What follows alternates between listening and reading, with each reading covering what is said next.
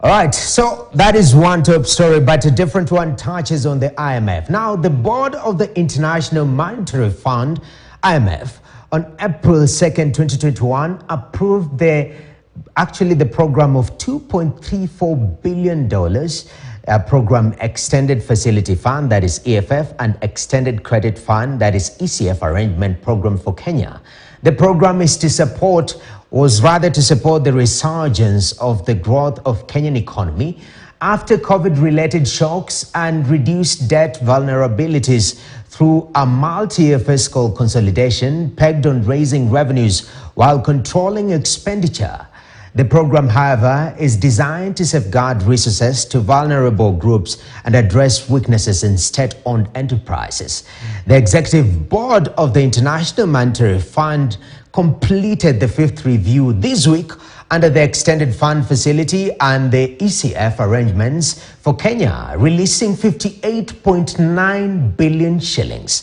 The IMF board also approved an extension of the program from the current 38 months to 48 months that will run through to April 1st, 2025. Now, despite these developments, how does Kenya's leadership view this progress, Kenya IMF program? Well, President William Ruto has yet again taken on the World Bank and the IMF over their financing model and its impact on African countries. Now, according to the president, the institutions were designed for another purpose and are no longer fit for the demand of the Africa's continent, which he says has been unfairly profiled as a risky investment destination.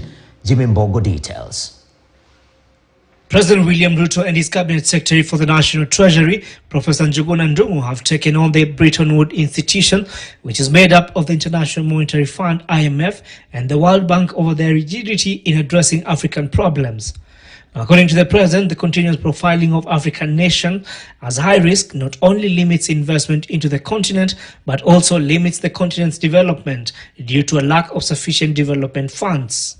The Bretton Woods institution system of multilateral financial institution was explicitly designed for another purpose, at another place, and at another time, and is now fundamentally inadequate, unjust, and sometimes unfit for the demands of our complex, dynamic, and interdependent world. According to President William Ruto, it is time for African countries to relook at how they engage and interact with these institutions, even as is championed for African financial institutions such as the Trade Development Bank to be at the forefront of championing for Africa's interests. How do we work with the international financial architecture to recreate it so that it becomes much more responsive in terms of scale, of resources available, cost of resources available, and efficiency in how much time